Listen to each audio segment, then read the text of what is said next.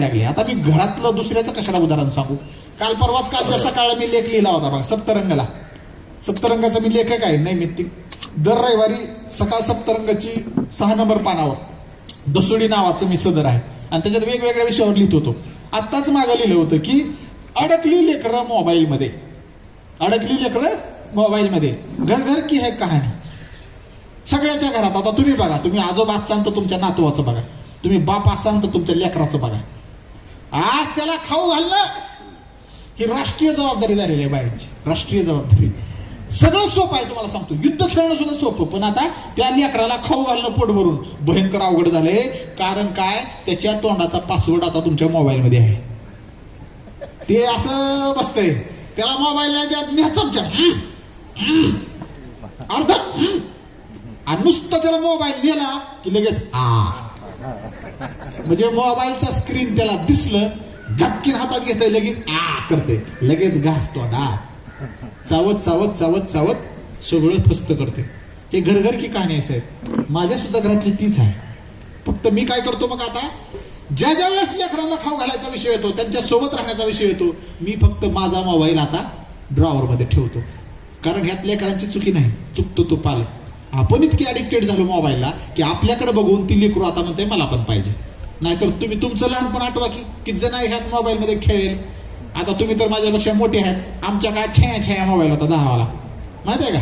ते बटन दाबले की छया ती तर बरं होतं. ह्या आता काय झालंय, हे झालं इंटरनेट सोबत जोडले आणि इंटरनेट सोबत जोडल्यामुळे काय झालंय, पाश्चात्य संस्कृती आमच्या लेकरांवर पडायला लागली. मग आमचा धर्म कुठं आहे, आमची संस्कृती कुठं आहे.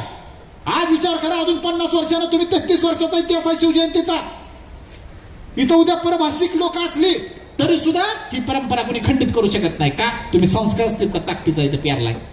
पण आज शोकांतिका वाटते की आपलं कल्चर बुडायला लागलं, आपला संस्कार बुडायला लागला, आपली संस्कृती बुडायला लागली आणि ह्याला कारणीभूत रील्स आहेत सगळी.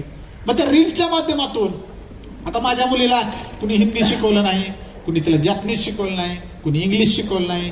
त्या रील्स मधलं बघून बघून वेगवेगळ्या भाषा बोलायला लागली.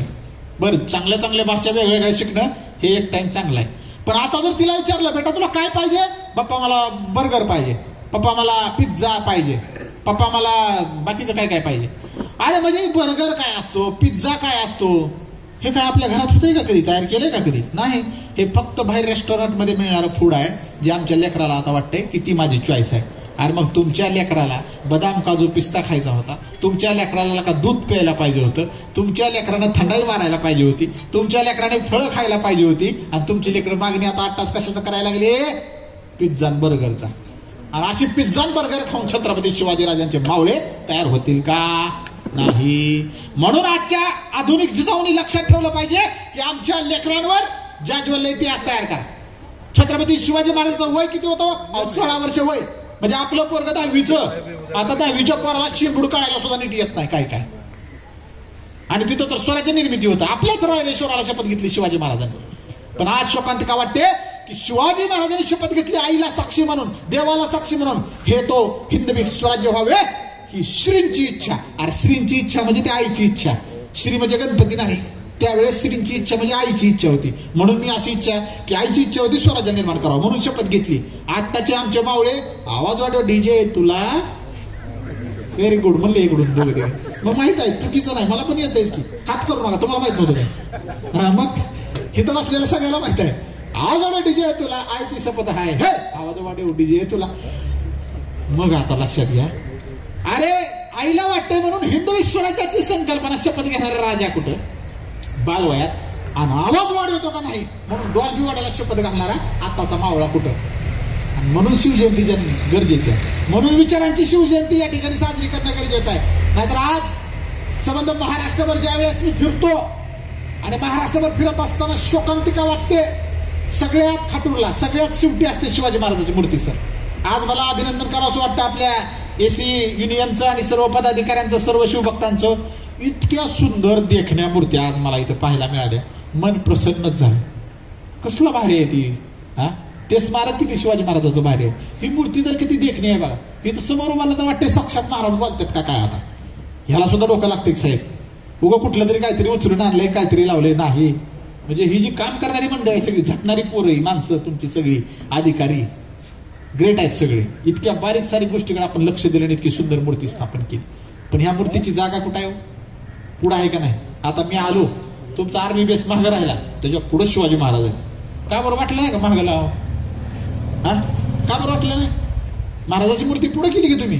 तेव्हा कुणीतरी म्हणलं असत्या का काय करू, इथं जरा जागा जरा ऍडजस्ट होत नाही, आपण महाग जागा आहे जास्त, जरा मागं ठेवू मूर्ती. काय म्हणले असतो त्याला? किती विरोध केला असता त्याला? हे जमतंय. आणि शिवाजी महाराजाची जयंती काढायची, मिरवणूक काढायची म्हणलं की महाराज कुठं आहेत? सगळ्यात शेवटी. पुढं काय काम आहे महाराजांचं? आणि पुढं महाराज म्हणजे नाचलेलं असलं इडं वाकडं बिबत गाण्यावर त्यांना पटणार आहे का? मग सगळ्यात शेवटी असते शिवाजी महाराजांची मूर्ती, त्याच्या पुढे असते जनरेटर, जनरेटरच्या पुढे असते मोठे डॉल्बी, आणि डॉल्बीवर गाणं असते. बाई कळलं पुढे भावना पोचल्या का नाही? गाणं तर कळलं का नाही? तुम्ही आता सगळे सिव्हिलियन आहात, कधी त्या गाण्यात बिण्यात नाचता. पण बघा, ज्या राजानं आपल्या स्त्रीला आपल्या घरातल्या नाही बाहेरच्या शत्रूच्या स्त्रीला सुद्धा देवाऱ्यातले देवता मानलं, त्याच राजाचे आधुनिक मावळे इतक्या बिभत्स गाण्यावर नाचूच कसे शकतात? याचं एकमेव कारण शिवाजी राजा कळला नाही, विचार त्याचा कळला नाही. ही आमची सगळी जनता फक्त त्यांच्या फोटोच्या आणि नावावर मार्केटिंग चालू करायला लागली.